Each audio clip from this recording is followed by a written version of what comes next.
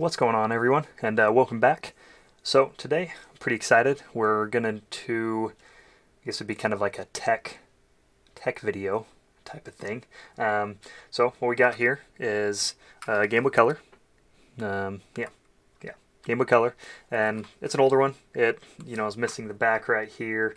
It's the speaker is broken. I've come to find, but other than that, it works. And yeah, I'd gotten this from father-in-law, so kind of excited to we're gonna spruce it up a little bit.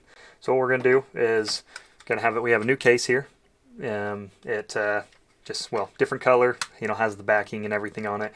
But we also are going to, so we're gonna replace that, just whole new case. Has a new front screen because this one's all scratched up. But we're also gonna put a nice new screen on it. So haven't done this piece before, so we'll see how it goes. It did have to have a bit of a modification to the case. I don't know if you'll be able to see it here, but it had to take off a bit of the top and bottom housing that held the original screen, and then also a bit of the enclosure for the D-pad.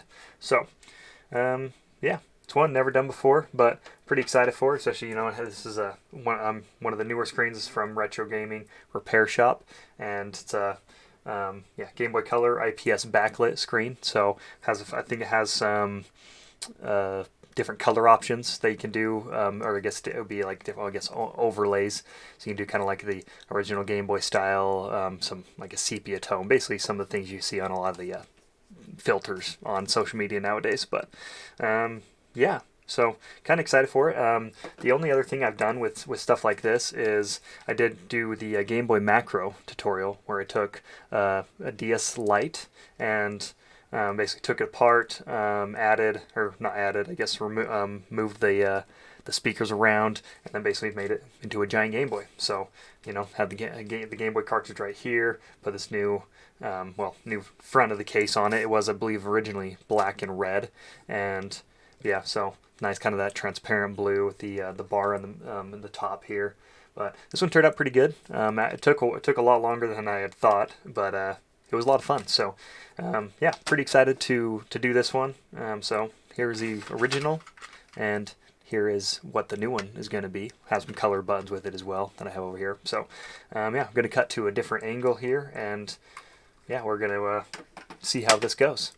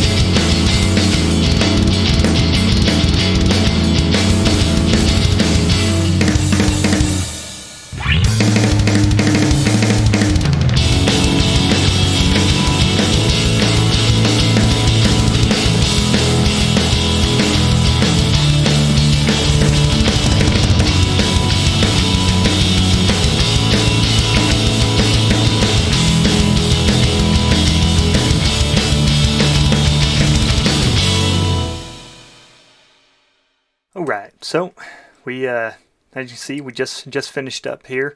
Obviously, did timeless one. Took me about, I guess it would probably be about an hour, maybe a little bit less. Most of it was just little minor or tweaks and a couple things I forgot. As you could see, or well, you probably noticed as I was doing it that as I was putting everything back on and I started putting the board back on, I'd forgotten I didn't put the buttons on at all.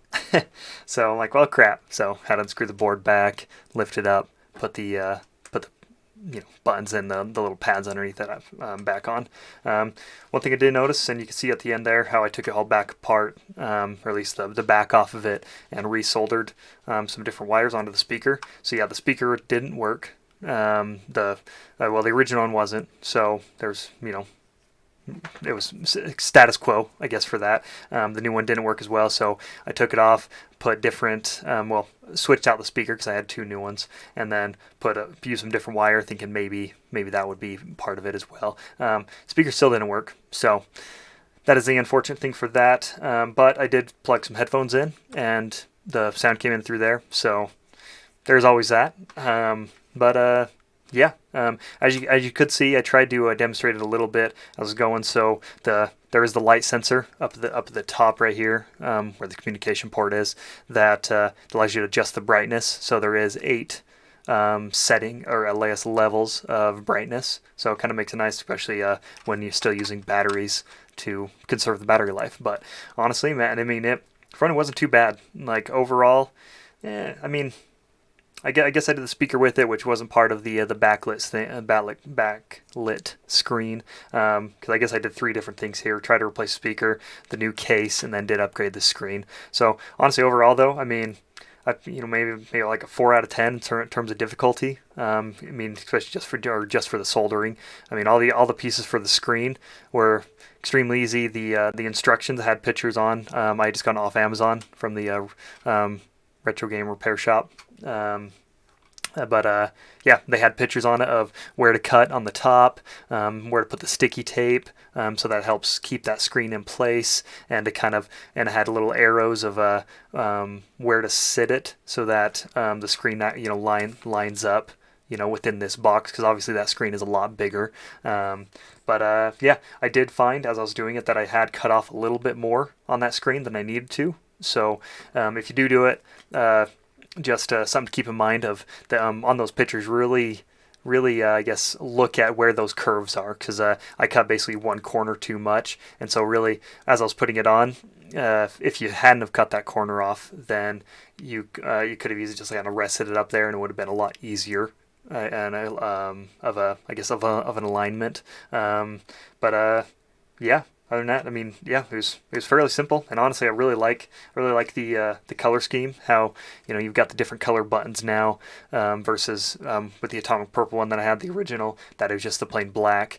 And yeah, I did. You had to cut a little bit of the D-pad right here off, which as I was playing, I did kind of feel, and it could be just maybe the placement that I did, that when I'm pressing right, it's easier, I guess, to strafe. So it's easier to press like the top one. So I didn't get as much with the left. So that was just something to keep in mind. It could be I maybe just cut it a little bit too much there as well. But I mean, it wasn't a deal breaker. But I mean, man, that makes this so much nicer and so much I guess up to those modern times, and who knows how much I'll actually play the old Game Boy Color, but it's nice to have. It's nice to kind of get that nice clean new look, kind of like you just pulling out of the box, and then that new the new color IPS screen made that backlit. Ooh, it just brought it up into some beautiful modern times. So yeah, if let me know in the comment section down below if if you think I missed anything, if for some reason I might have done something wrong that actually even broke that speaker even more. Everything I looked up said I did it right, and it could just be that it's just faulty. The connections on the board itself are just bad. But yeah, other than that, yeah, hit subscribe. My next, or if you haven't already, my next one, and I do have it coming, it hasn't come yet, is I'm going to replace this bad boy right here. So I've got a new case coming. It's going to be a nice white clean finish with some colored buttons. Because kind of same thing, it's all dingy, it's all kind of scratched up because obviously it's old. But I am missing the back to it as well. So yeah, so that one should be fun. Hopefully it won't be too bad. I do want to get the backlit screen for this one as well, a new screen. I haven't yet. Just because they're fairly pricey, not terrible, but I think it's gonna be about the same for the that it was for the Game Boy Color, which is about $60, depending on where you get it plus shipping. So yeah, other than that, yeah, stay tuned for anything new with that, and yeah, until next time, I'll talk to you guys later.